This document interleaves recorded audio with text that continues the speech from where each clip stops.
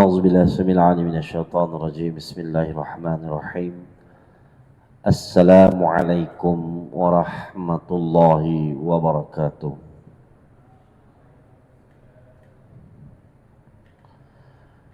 إلى حضرة سيدنا وحبيبنا وشفينا محمد رسول الله صلى الله عليه وسلم.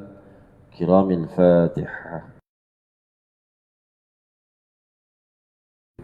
بسم الله الرحمن الرحيم. الحمد لله رب العالمين الرحمن الرحيم مالك يوم الدين إياك نعبد وإياك نستعين اهدنا الصراط المستقيم صراط الذين أنعمت عليهم غير المغضوب عليهم ولا الضالين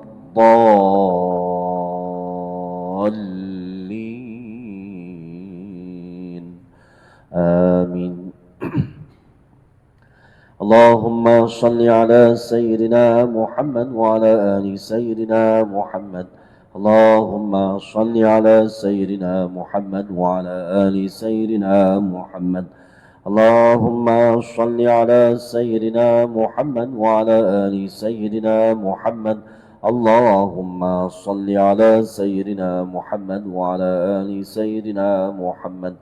اللهم صل على سيدنا محمد وعلى آل سيدنا محمد. اللهم صل على سيدنا محمد وعلى آل سيدنا محمد. اللهم صل على سيدنا محمد وعلى آل سيدنا محمد. اللهم صل على سيدنا محمد وعلى آل سيدنا محمد. اللهم صل على سيدنا محمد وعلى آل سيدنا محمد. اللهم صل على سيدنا محمد وعلى آل سيدنا محمد. اللهم صل على سيدنا محمد وعلى آل سيدنا محمد. اللهم صل على سيدنا محمد وعلى آل سيدنا محمد. اللهم صل على سيدنا محمد. يا ربي صل عليه وسلم. الحمد لله رب العالمين. الحمد لله نحمده ونستعينه ونعوذ بالله من شرور أنفسنا ومن سيئات أعمالنا. من يهده الله فلا مضل له ومن يضلل فلا هادي له. أشهد أن لا إله إلا الله وحده لا شريك له وأشهد أن سيدنا ونبينا محمدا عبده ورسوله. رب اشرح لي صدري ويسر لي عمري واحلل عقدة من لساني يفقه قولي. اللهم لا سهل إلا ما جعلته سهلا وأنت تجعل الحزن إن شئت سهلا. اللهم انزل الرحمة والمغفرة وبركة والسلامة والبركة والرحمة والتوفيق والهداية والصحة والقوة والعافية ورزقا واسعا وشفع رسول الله صلى الله عليه وسلم علينا وعليكم وأسراتكم وعلى أمة الإسلام. اللهم فقهنا في الدين وعلمنا يا الله يا رحمن يا رحيم يا علم بالتأويل. اللهم زدنا علما وعلما نافعا ورزقا واسعا وعملا متقبلا وعملا مبرورا. Amin ya rabbal alamin. Ayuhal muslim sidang jemaah rahmati Allah Subhanahu wa taala. Alhamdulillah, syukur kita ke hadrat Allah Subhanahu wa taala di malam 15 Muharram kita semua dipertemukan serta direzekikan Allah Ta'ala untuk beribadat lagi dan direzekikan Allah Ta'ala untuk hadir ke rumah Allah serta direzekikan lagi untuk hidup sehari lagi. Semoga lepas kita dimatikan seketika pada malam ini dan kita dapat hidup esok hari untuk terus beribadat mengabdikan kepada Allah Ta'ala. Semoga kita semua dalam keampunan dan keridhaan, pemeliharaan dan perlindungan Allah Subhanahu wa Ta'ala. Tuan-tuan muslimin muslimat yang dirahmati Allah, pada malam ini kita sambung bicara kita dalam hadis yang ke-27. Seingat saya kita berhenti pada matan saja. Jadi kita ulang sedikit maksud matan. Saya tak baca dia punya dalam lughah Arab. Ya, kita terus pada terjemahan dia. Bismillahirrahmanirrahim. Dari Al-Nawas. Saya kalau baca risalah nanti tegur sebab teropong tak bawa. Dari An-Nawas bin Sim'an radhiyallahu anhu, dari Nabi sallallahu alaihi wasallam sabdanya, kebaikan itu ialah elok budi pekerti. Kebaikan itu ialah elok budi pekerti. Dan dosa itu ialah apa yang tergetar dalam diri, hati engkau, dan engkau benci bahawa dilihat oleh manusia kepadanya. Diriwayatkan oleh Muslim. Itu yang pertama.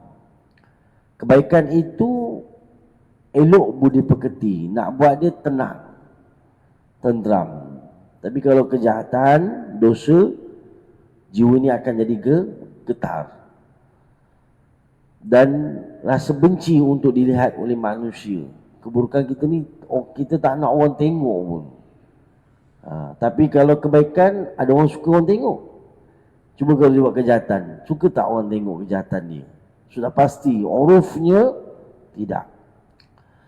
Dan daripada Wabisat bin Ma'bad radhiyallahu anhu, katanya, aku datang kepada Rasulullah sallallahu alaihi wasallam, lalu ia berkata, lalu ia bertanya, bukan berkata. Lalu ia bertanya, engkau datang bertanya dari kebaikan? Aku menjawab, ya. Ia berkata, mintalah fatwa hati engkau. Fatwa ni apa? Nasihat. Nasihat. Fatwa di sini maksudnya nasihat. Nasihat hati, nasihat jiwa. Mintalah fatwa hati engkau.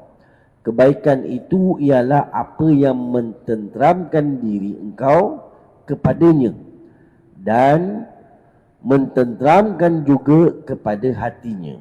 Satu pada diri, satu pada hati. Ada apa? Dua. Sebab di sini disebut dan, bukan atau. Jadi kebaikan, apa yang mententeramkan diri engkau kepadanya dan mententeramkan juga kepada hati. Dan dosa itu ialah apa yang bergetar dalam diri dan ragu dalam dada. Sekalipun berfatwa kepada engkau, dinasihatkan kepada engkau oleh manusia dan mereka telah berfatwa atau memberi nasihat dengan menyalahinya. Hadis Hasan, kami meriwayatkannya dalam Musnad dua imam. Satu, Imam Ahmad bin Hanbal dan Ad-Darimi dengan sanad yang baik. Mana hadis ini hasan, hadis sahih. Itu tentang maksud daripada apa yang disabdakan oleh baginda Rasulullah sallallahu alaihi wasallam, daripada apa yang didengar oleh para sahabat. Maka hadis ini pada hakikatnya adalah satu. Pada hakikatnya hadis ini satu je, sebab makna yang sama. Ia satu makna, satu maksud dan juga satu pengertian. Yang pertama diriwayatkan daripada An-Nawas bin Sim'an, dan yang kedua daripada Wabisat bin Ma'bad. An-Nawas tidak banyak meriwayatkan hadis. Ia tinggal di Madinah selama setahun. Dalam masa setahun ini katanya ia terlampau rindu ke kampung halamannya. Tetapi oleh perasaan cinta kepada ilmu dan ingin mengetahui masalah agama secara lebih khusus atau mendalam, terpaksalah ia tinggal selama itu bersama Rasulullah sallallahu alaihi wasallam. Kerana ini ialah selalu berpeluang mendengar jawapan kemusykilan agama yang diberikan Rasulullah sallallahu alaihi wasallam kepada orang yang bertanya. Batu indahnya akhlak baginda Rasulullah sallallahu alaihi wasallam. Itu isyarat tentang syarah hadis. Dia memberi maksud bahawa kedua-dua ini adalah sama. Hakikatnya satu maksud, satu makna je. Nilaiannya, hadis ini mengandungi nilai akhlak ataupun budi pekerti. Dia memperlihatkan tentang adab dan akhlak yang menjadi ukuran hidup seseorang yang beragama, dan ukuran ini dapat diketahui nilai kebaikannya, sebab kebaikan berarti keelokan budi pekerti. Jadi hadis ini menerangkan tentang adab, akhlak. Antara adab dengan ilmu, tinggi lagi adab. Antara ilmu dengan adab, tinggi lagi adab.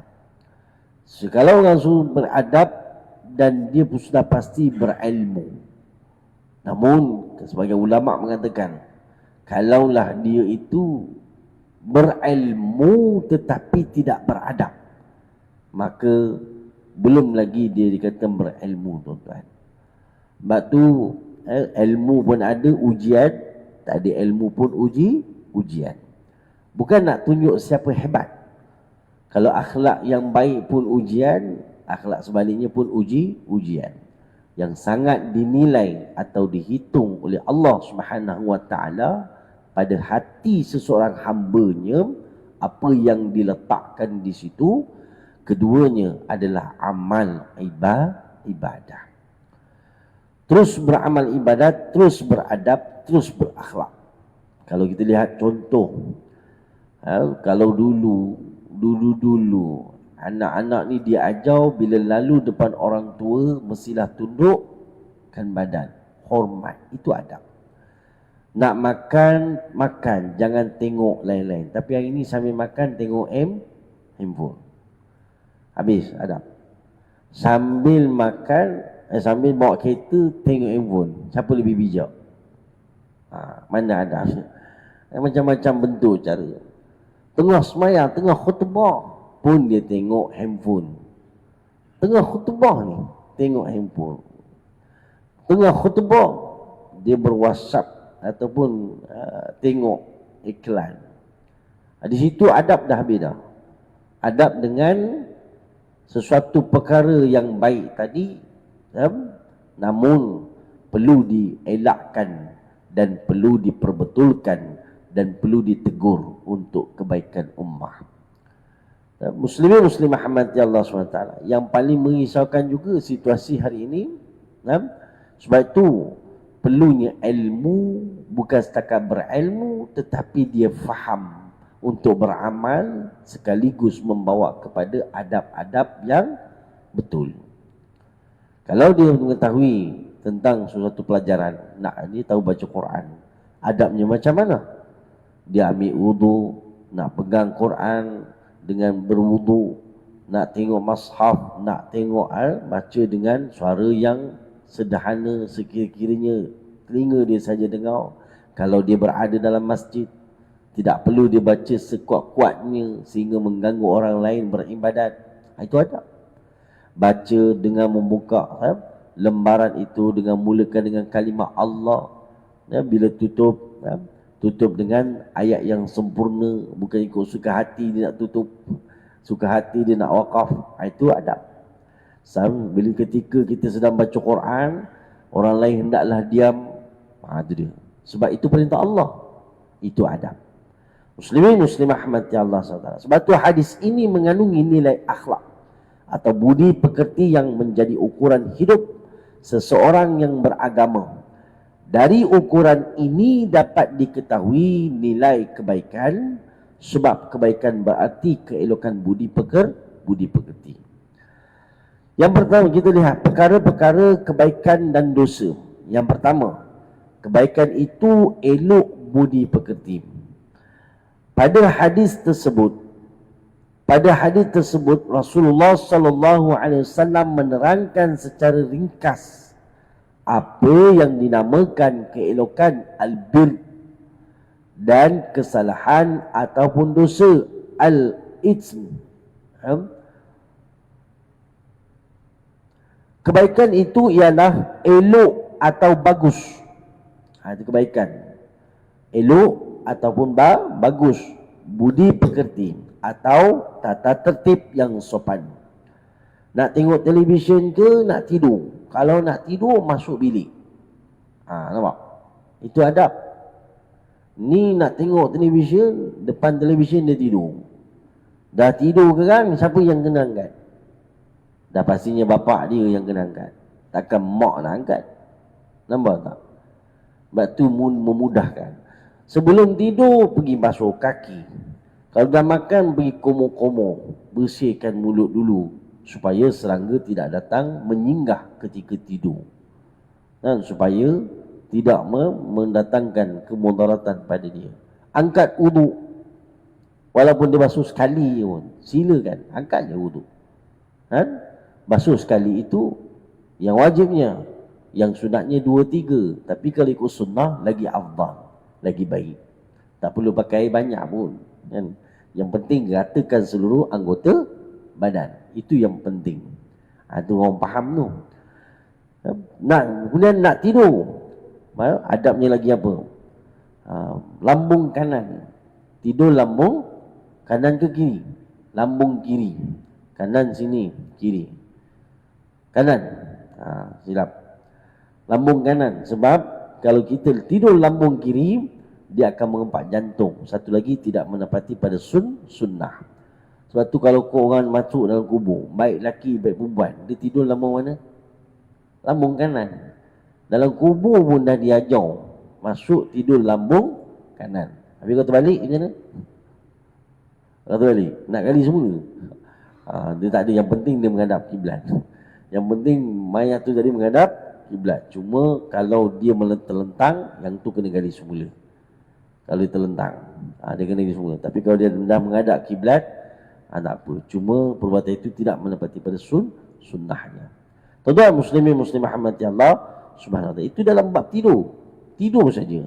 Pergi buang air kecil dulu, buang air besar dulu ke apa. Jangan tertahan-tahan. Nampak tak? Itu adab.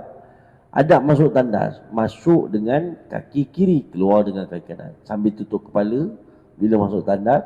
Kemudian kita nak berstinja dengan kita baca doa. Baca dalam hati sudah. Bukan baca secara jar secara sil saja. Itu dalam hati. Baik. Tuan-tuan muslimin muslimah rahmatullahi taala. Kebaikan itu ialah bagus budi pekertinya atau tata tertib yang sopan. Dan ini bermakna kebaikan itu ialah kebaikan budi pekerti. Jumpa orang tua bagi salam. Dia tak nanti orang tua tu bagi salam dulu. Masuk rumah bagi salam. Masuk dengan kaki kanan, keluar dengan kaki kiri. Itu adabnya. Sebelum makan pergi mandi dulu lepas makan.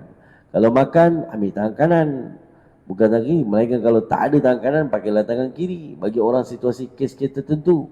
Tapi still lagi adabnya dengan tangan kanan. Mungkin ambil dengan yang laut dekat dengan kita, bukan yang jauh-jauh kita capai macam ni sampai ketiak kita pun kena laut. Dia adab dia. Kalau tak sampai, minta orang tolong ulurkan. Boleh tolong ulurkan saya lauk sotong sana itu. Nampak macam sedapnya. Contoh. Kan? Nak minta kan. Itu adab dia. Jadi apa dia? Kalau dalam sembahyang pula, adab macam mana? Tak boleh terhuyung hayang. Sana garu, sini garu. Sana goyang, sini goyang. Kejap-kejap angkat sungguh. Kejap-kejap angkat sungguh. Kan? Dia ke depan, dia ke belakang. Dia pegang ke belakang. Tengah sembahyang tu. Kadang-kadang garu sini, garu sana. Sedap je garu. Kalau yang belajar, dia takkan garu. Dia takkan garu lebih-lebih. Sekali sudah dia tekan. Kalau gatal sangat lah. Kalau sikit-sikit gatal, tak payahlah. Adab tu. Sebab dia sedang menghadap Allah. Adabnya. Selagi tidak membatalkan sembahyang, tak adalah. Tetapi sebaik-baiknya kita bila menyembah Allah, kita menghadapkan diri kita kepada Allah Ta'ala, hati kita pun patuh dan taat. Memang syaitan akan datang ganggu kita. Ketika sembahyang pun dia datang ganggu kita. Sebab tu kita diajar supaya membaca doa sebelum kita mulakan sembahyang. Bismillahirrahmanirrahim. Kepada kebaikan. Kebaikan iaitu kebajikan. Kebajikan yakni kebaikan, kebaikan yakni kebajikan menurut istilah agama digunakan dalam dua pengertian, iaitu pertama, ini dijelaskan kebaikan yang dimaksudkan dalam hadis ini. Kebaikan yakni kebajikan digunakan untuk sesuatu manusia, untuk sesama manusia. Itu yang pertama. Kebaikan yakni kebajikan digunakan untuk sesama manusia. Tolong menolong, bantu membantu, hormat menghormati. Itulah adab, itulah kebaikan. Dan dikhususkan pengertian kepada dua ibu bapa, yakni dengan kata taat, berbakti, berbuat taat kepada ibu bapa dengan berbakti kepada mereka. Dan banyak juga yang digunakan untuk sekalian makhluk secara umum. Jadi yang dinamakan kebaikan atau kebajikan itu ialah berbuat sesuatu yang baik kepada sekalian makhluk. Hatta kucing tu datang kat kita, kita bagi juga dia makan. Itu kebaikan. Binatang yang mati pun di tengah jalan pun diangkat. Itulah kebaikan. Kucing mati di kawasan rumah dia, diangkat, tanam. Cuma tanam luar rumah tu, jangan dalam kawasan rumah. Itu juga kebaikan. Jiran susah, dia tolong. Itu juga kebaikan. Binatang lembu lalu dekat kelapa sawit melintas jalan, dia tak laju-laju kenderaan, dia tahu dah binatang daripada jauh, nampak binatang tu, dia tak terus langgar walaupun biawak. Melainkan kalau dia lalu dah sampai masa ajal dia, tu lain. Ni tak ada, lagi dia nampak, lagi dia nak lenyek. Itu jahat namanya. Kan, zalim namanya. Tak hormat pada makhluk, hilang kebaikan. Yang datang nafsu syaitan. Sebaik-baiknya, saya ingat lagi nasihat orang tua saya, dia kata kalau memandu tengah malam, kita nampak lintasan binatang lalu, daripada jauh nampak dah sinar, slowkan kenderaan. Sampai dekat-dekat tengok situasi ni, jangan berhenti, jangan langgar. Biarkan dia lalu dulu. Kalau ular pun jangan langgar, biar dia lalu dulu. Kita jauhkan sikit kenderaan. Sebaik-baik jangan langgar. Tapi kalau dah langgar, inna lillahi wa inna ilaihi raji'un. Sebut begitu je supaya kita kuatkan iman. Jangan lemah semangat. Sebab apa? Dah masa sampai ajal dia nak mati kat tayar kereta aku, mati jugalah. Aku tak langgar pun kita tak kena langgar juga kan. Nak elak macam mana? Jadi kalau masa tu dah terlanggar, tak apa, dimaafkan. Tapi kalau sengaja nak langgar, dia acah-acah. Cepat-cepat langgar dia tu. Lalu tengah-tengah penyek dia sampai lepeh ular tu dikerjakan. Nampak tuan-tuan? Sebab tu kalau ada binatang walaupun dah mati, kita jangan langgar lagi. Melainkan dah terlanggar, tahu dia buat apa. Ditakuti bimbang kita bukan melakukan kebaikan, tetapi melakukan kejahatan. Nampak macam tak ada apa-apa. Nampak macam tak ada apa-apa. Tapi semua itu dipandang oleh Allah. فَمَنْ يَعْمَلْ مِثْقَالَ ذَرَّةٍ خَيْرًا يَرَهُ وَمَنْ يَعْمَلْ مِثْقَالَ ذَرَّةٍ شَرًّا يَرَهُ. Bukan saya cakap, Allah Ta'ala beritahu. Jadi kita berhati-hati datang dunia. Hidup pun tak lama. Entah esok, entah lusa, entah tulat, entah bulan depan, entah tahun depan, tuan-tuan, kita balik. Kita wallahualam kita tak tahu. Tapi kita sentiasa melakukan kebaikan walaupun seberat zarah. Walaupun kita nak belanja orang tu, Mat, hari ni aku nak belanja kau jangan bayar, belanja. Contoh, itu kebaikan. Kebaikan, tuan-tuan. Saya pernah beritahu tuan-tuan, 4 sedekah, 4 situasi sedekah yang afdal dikeluar. 4 situasi. Iaitu yang pertama, Nabi sarankan yang pertama, ketika rasa bakhil. Ketika rasa hati ni bakhil ni, keluarkan. Tak banyak sikit, keluarkan lah. Itu maksudnya. Kedua, ketika kaya. Kaya senang ni bagi. Ketiga, ketika susah, miskin. Walaupun miskin, ketika susah, bagi juga. Sebab dia menjemput berkat. Yang keempat, ketika sakit. Yang ni lagi digalakkan. Mudah-mudahan orang yang sakit bersedekah, Allah sembuhkan dia. Allah mudahkan urusan dia. Itu cara dia. Itu memang disarankan oleh baginda Rasulullah sallallahu alaihi wasallam. Siapa yang sakit, sedekahlah. Mudah-mudahan berkat sedekah tadi Allah jemput sakit-sakit tadi keluar daripada tubuh badan kita. Itu cara kita merawat jiwa batin kita supaya lebih sihat di sisi Allah Subhanahu wa taala. Tuan-tuan muslimin muslimah rahmati Allah SWT, itu juga kebaikan. Jadi sekalian makhluk buat kebaikan bukan hanya pada manusia, tetapi semua makhluk di atas muka bumi ini. Sebab tu dalam bab semut tak boleh bakau. Semut tak boleh bakau. Setakat ni tabuan dibakau lah. Itu dah memang kaedah dia begitu. Tapi dia bakau malam. Wallahualam. Setakat ni tak jumpa cara lain. Kalau tak bakau dia bakau gitu. Dia bakau gitu tak? Dia sengat gitu, dia korek lubang, habis tu. Sebab dalam Islam, binatang yang berbisa dan berbahaya harus dibunuh. Tapi jangan dah bakau kau pijak lagi, kau lenyek lagi, kau sampai lepeh ni, jangan. Itu tak boleh zalim. Sebab tu semut je, dalam bab ni semut je tak boleh nak dibakau. Itu dilarang. Kerana dia adalah semakhluk, sekecil-kecil makhluk. Ada lagi kecil, kuman. Tapi semut tu dah dikatakan kecil juga, tak boleh bakau. Tuan-tuan muslimin muslimah rahmati Allah SWT. Habis orang kata, Ustaz, habis kalau dia gigit tangan saya pun tepuk, Ustaz, dah mati dia. Itu lain tu. Itu bukan kita bunuh kan. Kita bukan bakau. Ada tepuk dah mati dia kan. Mati disebabkan tepuk kita. Mati juga dia.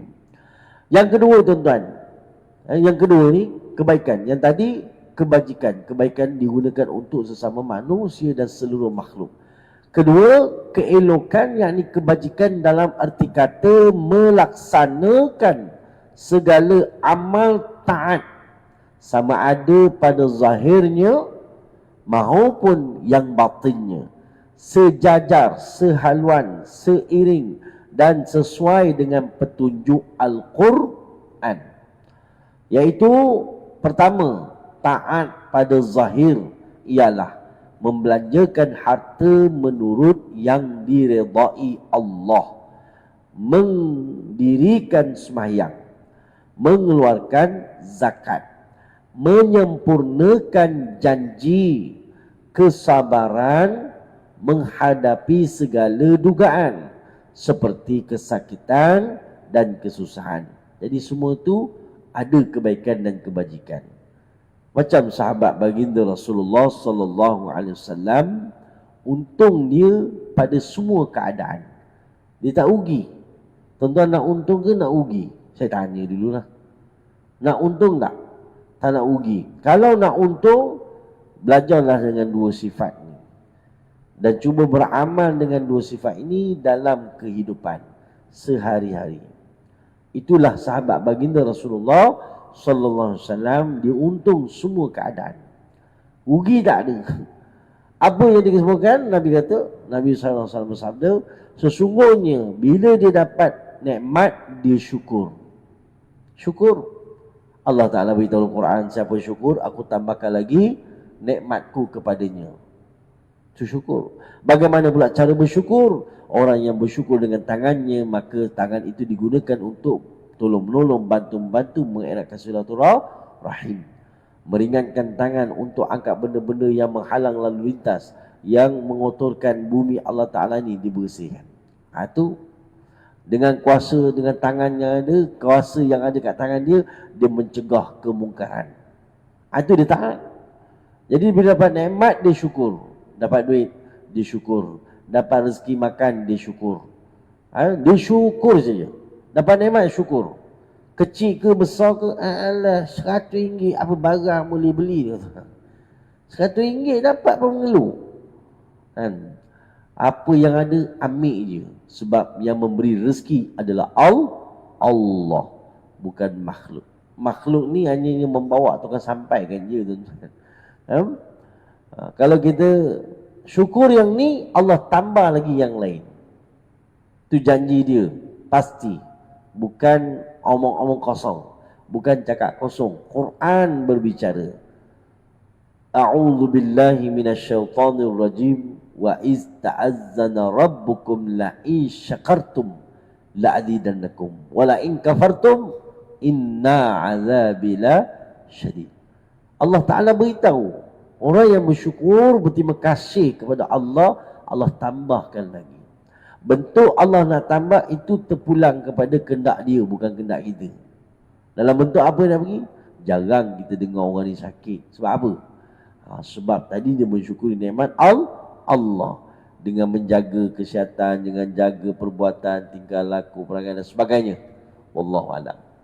Itu sebagainya. Sebab tu tuan-tuan, hidup ni syukur. Yang kedua, sahabat ni dia tak rugi bila ditimpa musibah. Dia tidak mudah untuk mengutuk, menghina atau mencela. Dia tak mudah. Kalau ditimpa musibah, dia sabar. Sabar itu bagus, sifat yang baik dan perlu diterapkan dan diamalkan dalam kehidupan supaya meningkatkan lagi iman dan takwa di sisi Allah SWT. Dengan sabar itu jugalah asbabnya terhapusnya dosa-dosa kecil. Tak rugi. Ini kata sahabat Nabi tadi, dia untung dalam kebaikan dan dia tidak rugi, dia untung dalam perkara sebaliknya juga. Jadi dua-dua dia dah dapat pahala, tuan-tuan. Itu yang pertama. Maknanya melakukan, membelanjakan atau menggunakan perkara-perkara yang zahiriannya seperti mana disebutkan tadi. Itu keelokan ataupun kebajikan. Yang kedua, taat pada batin. Tadi pada zahir, ni pada batin ialah keimanan terhadap Allah. Percaya ke Allah, percaya ke Allah, jangan syirikkan Allah. Percaya ke Allah, beriman ke Allah, jangan memperduakan Allah dengan sesuatu. Sikit saja yang dia pertakkit, yang dia kuatkan, yang dia percaya, yang ni sekian-sekian daripada Allah, syirik hukum dia. Bila syirik adalah dosa besar daripada dosa-dosa besar. Dialah dosa yang paling besar dalam dunia ni daripada dosa-dosa besar. Batu syirik ni jangan sekali terbit daripada mulut, daripada hati, perbuatan. Maka jagalah, Allah kata, ku anfusakum wa ahlikum nara. Jaga diri kamu, keluarga kamu, boleh juga dikatakan anggota badan kamu, daripada api neraka Allah Subhanahu wa ta'ala. Jadi tuan-tuan muslimin muslimat rahimahullah ta'ala, jadi taat pada batin ialah keimanan terhadap Allah, percaya 100%. Dia hidupkan kita, dia matikan kita. Kalau nak tanya dia buat apa kita sekarang, dia sedang bagi keizinan kepada kita untuk dengar kuliah. Dia bagi kita keizinan untuk duduk dalam rumah Allah dengan niat i'tikaf. Dalam niat i'tikaf, perbuatan apa yang dibuat ketika dalam masjid dengan niat i'tikaf, pahala bertambah-tambah. Berzikir, baca Quran, dengar kuliah. Walaupun dengar kuliah tapi hati dia berzikir.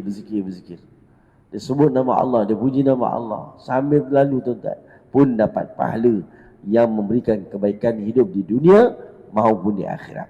Kedua-dua macam ketaatan, kedua-dua macam ketaatan ini adalah kebaikan. Kebaikan menurut kata Rasulullah sallallahu alaihi wasallam ialah keelokan budi pekerti. Keelokan budi pekerti tiada lain dari mengerjakan sesuatu yang ditentukan atau disukai, atau yang sesuai dengan ibadat dan fikiran, tetapi tiada bertentangan dengan petunjuk agama.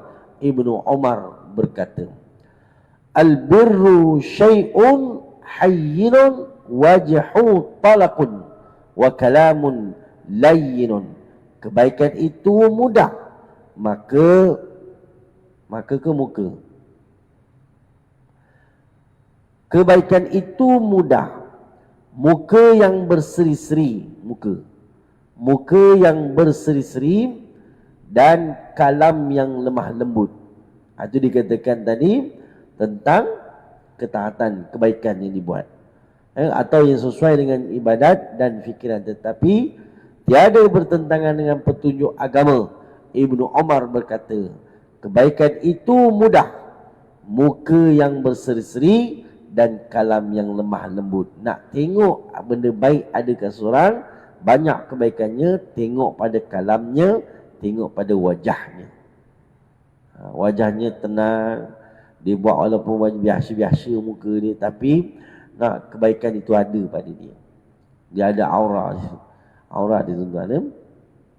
Jadi berdasarkan apa yang kata Umar, kebaikan itu mudah, muka yang berseri-seri dan kalam yang lemah lembut bicaranya tuan-tuan.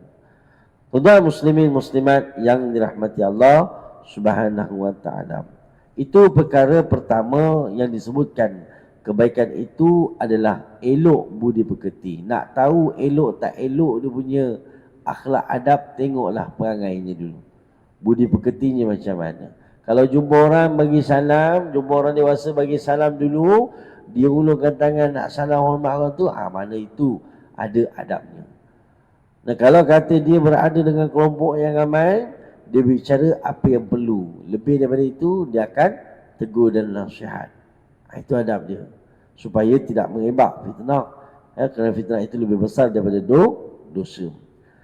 Habis dalam perkara huraian pertama tentang hadis ini, kita teruskan dengan dosa itu getaran dalam Islam. Bila buat baik, seronok. Jangan takutlah. Tapi dosa nak buat ni kena ada getaran. Orang yang tak pernah buat dosa, tiba-tiba nak buat dosa, dia bergegau tak? Bergegau. Dia akan rasa getaran tu. Jadi dosa itu getaran dalam Islam. Sebagaimana telah diterangkan bahawa kebaikan itu ialah keelokan budi pekerti. Maka siapa saja yang berbuat kebaikan, berarti berbuat sesuatu yang baik. Sama ada dalam hubungannya dengan Allah maupun dalam hubungannya sesama manusia. Yang demikian tiada ada suatu yang meragukan atau yang mengganggu fikiran dan hatinya. Keadaan ini tiadalah terdapat pada orang yang berbuat suatu yang tiada baik, iaitu yang salah atau yang berdosa. Kerana apa? Perbuatan ini menyebabkan fikiran dan hati orang yang mengerjakannya dalam serba salah, gelisah dan takut. Inilah sebab Abu Darda berkata, al-khairu fi tuma'ninah wasyarqu fi rabibah fi rabbayah. Kebaikan itu dalam ketenteraman. Kebaikan itu dalam ketenteraman. Dalam ketenteraman itu ada kebaikan. Kalau tidak tenteram, maka tidak ada kebaikan. Dia akan berlaku bala, bergaduh, bertumbuk. Tapi dalam kebaikan itu ada ketenteraman. Dan kejahatan itu dalam keraguan. Nah, Rasulullah sallallahu alaihi wasallam pada hadis tersebut telah menerangkan suatu yang menyebabkan hal itu, iaitu dosa itu. Apa yang tergetar dalam diri engkau, dalam engkau benci akan dilihat manusia kepada suatu yang berdosa itu. Memang benarlah apa yang dikatakan Rasulullah sallallahu alaihi wasallam, itu kerana seseorang yang berbuat sesuatu kesalahan atau suatu yang haram, merasa dalam dirinya satu perasaan yang tidak menyenangkan hingga dadanya berdebar-debar, hatinya yang menggeletar, kecemasan atau ketakutan atau kebimbangan, tidak suka diketahui atau dilihat ataupun diceritakan orang lain halnya. Sebagai contoh, orang yang mengambil atau memakan atau menyimpan harta orang yang tidak setahunya, atau menggunakan sesuatu barang yang diamanahkan kepadanya untuk menyimpannya saja, atau seperti orang yang sedang berkhalwat, yakni bersepi-sepi antara lelaki dan wanita secara haram di tempat yang sunyi, atau orang yang sedang mengatur atau mengatur satu perbuatan hajat terhadap orang lain, sekalian mereka yang tersebut adalah dalam keadaan yang menggelisahkan, takut diketahui oleh orang hal mereka, kerana mereka melakukan perkara yang salah dan berdosa. Jadi tahu dia, dosa itu getaran dalam Islam. Sebab tu kalau orang yang nak buat dosa ni, dia rasa jiwanya bergetar, dia tak pernah buat. Dia kata tadi, ini yang dia sebutkan, dosa itu getaran dalam jiwa. Ini bagi orang yang baik, beriman, bila mana dia terjebak, maka akan wujud satu getaran dalam jiwanya, rasa ketakutan. Sebab tu dia perlu tinggalkan. Bila tahu benda itu tidak mententeramkan jiwanya dan menggetarkan jiwanya, seluruh anggota badannya, itulah tanda dosa. Maka tinggalkan. Tinggal. Ini musim apa? Musim bola. FIFA. Dari segi adabnya tuan-tuan, kalau ikutkan lepas minum balik. Orang datang minum pun dah tak boleh masuk sebab dah penuh. Sebab tunggu bola.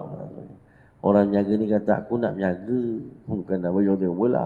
Tapi dah jadi trend. Sampai satu peringatan pun dikeluarkan supaya tengok-tengok. Tapi sekadarnya. Namun jangan sampai melupakan waktu. Sehingga melupakan waktu-waktu fardunya.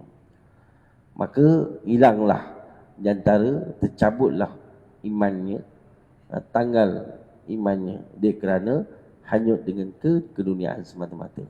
Na'udzubillah min zalik. Sebab tu hidup sentiasa berwaspada, terus melakukan ketaatan walaupun kecil. Ambillah, buatlah kerana mendekatkan jiwa dan diri kepada Allah Subhanahu wa ta'ala. Wallahu a'lam. Saya berhenti setakat ini tuan-tuan. Kita akan sambung, dan Rasulullah SAW pada hadis tersebut kita akan sambung. Memang benarlah apa yang dikatakan Rasulullah sallallahu alaihi wasallam itu pada minggu yang akan datang, insya-Allah.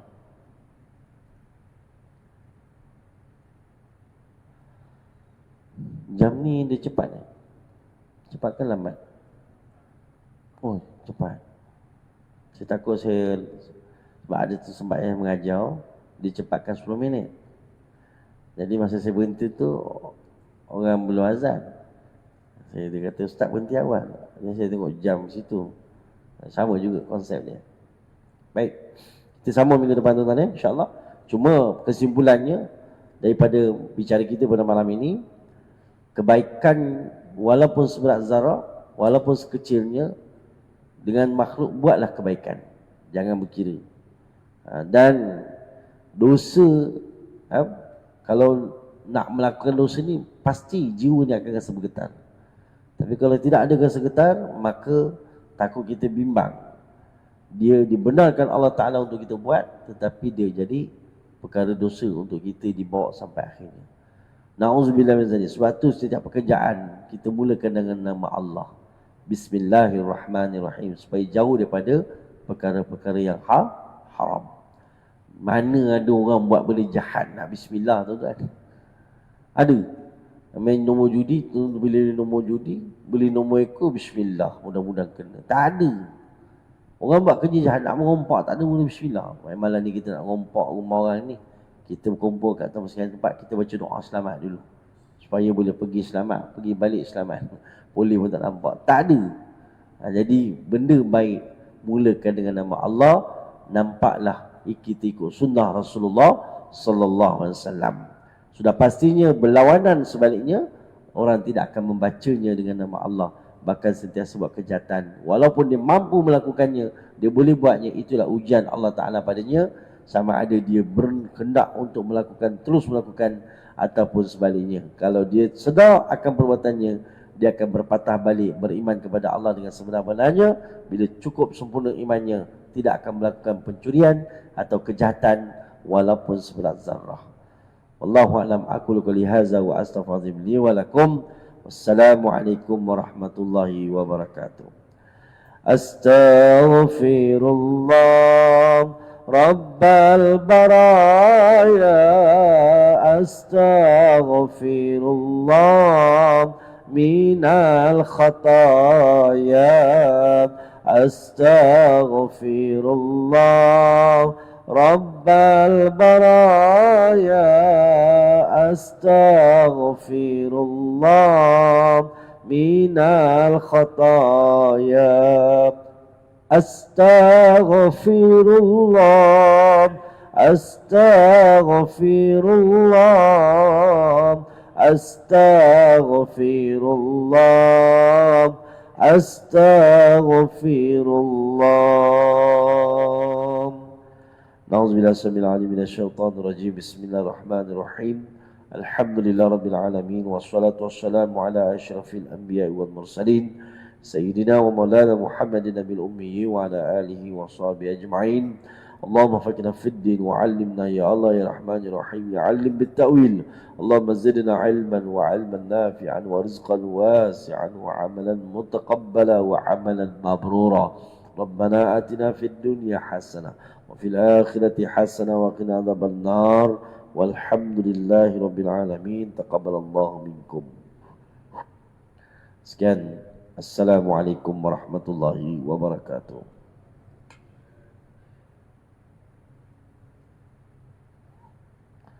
Untuk makluman tuan-tuan, selepas solat fardu isyak, kita ada undangan sikit untuk jemputan, untuk sama-sama, bukan jemputan, sama-sama kita buat tahlil bagi nama-nama arwah yang ada pada saya ini.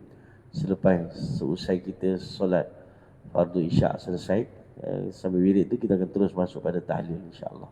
Kita sama-sama doakan untuk kaum muslimin, hajat sebuah keluarga ni untuk tahlil arwah bagi keluarga mereka.